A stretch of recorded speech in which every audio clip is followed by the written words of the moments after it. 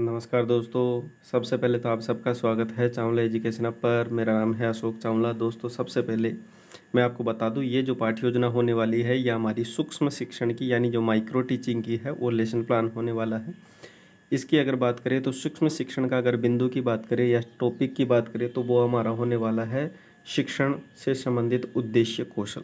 तो दोस्तों उद्देश्य कौशल पर जैसे प्रस्तावना कौशल होता है वैसे उद्देश्य कौशल भी है, जिसमें सबसे प्रथम लिखा जाता है उद्देश्य कौशल।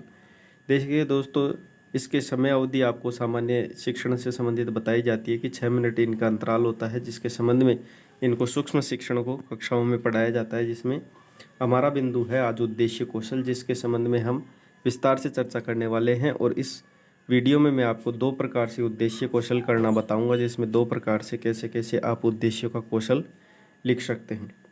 तो दोस्तों उद्देश्य कौशल में हम सबसे पहले विद्यालय का नाम लिखेंगे, कक्षा कालांश, विषय, उपविषय, दिनांक, दिवस, अवधि और शीर्षक आप लिखना चाहो तो ये भी आप प्रकरण में डाल सकते हो। ये आपके अपने अकॉर्डिंग है कि आप किस विषय के अंतर्गत और किस उपविषय के अंतर्गत कौन सा प्रकरण पढ़ा रहे हो, उस विषय के अंतर्गत आप डाल सकते हैं।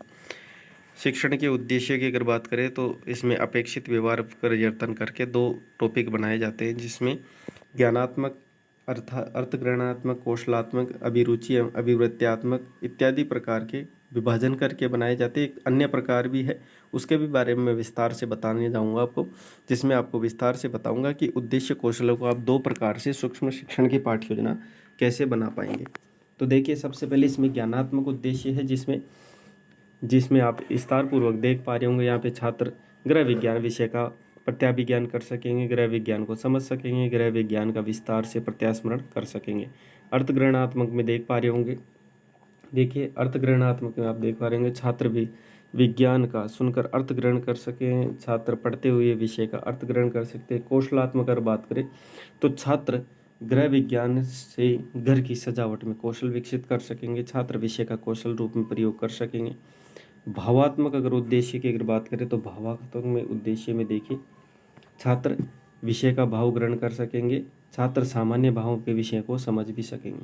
अभिरुच्यात्मक में देखिए तो अभिरुच्यात्मक के देखिए छात्र गृह विज्ञान विषय को पढ़ने में रुचि ले सकेंगे, रुचि उत्पन्न कर सकेंगे, रुचि आधारित विषय का चयन व संकलन कर सकेंगे।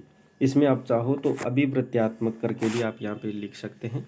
कई बार क्या किसी के 5 उद्देश्यों पर आधारित करके लिखा जाता है ना, तो अभिवृत्ति के आधार पर भी एक उद्देश्य आप लिख सकते हैं। ठीक है, अभिवृत्ति करके इसमें लिखेंगे आप कि छात्र अपनी सकारात्मक अभिवृत्ति का प्रसार कर सकेंगे। इस प्रकार से आप इस 6 प्रकार के उद्देश्यों पर आधारित भी ये लिख सकते हैं।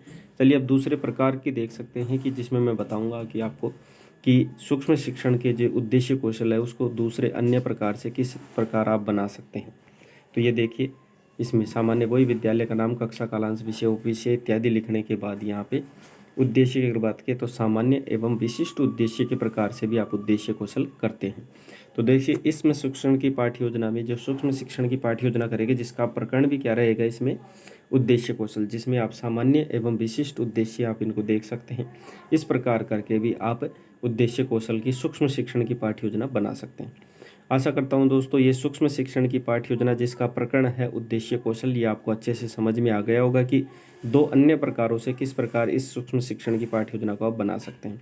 वीडियो अच्छा लगा और आपके लिए ज़रूर जानकारी अगर लगी है, आपके सपोर्ट में रही है तो ज़रूर आप वीडियो को लाइक करिए और वीडियो को ज़्यादा से ज़्यादा अपने दोस्तों में शेयर करिए। बाकी मिलते हैं ऐसे ही नए इंटरेस्टिंग टॉपिक के साथ अगले वीडियो में। धन्यवाद।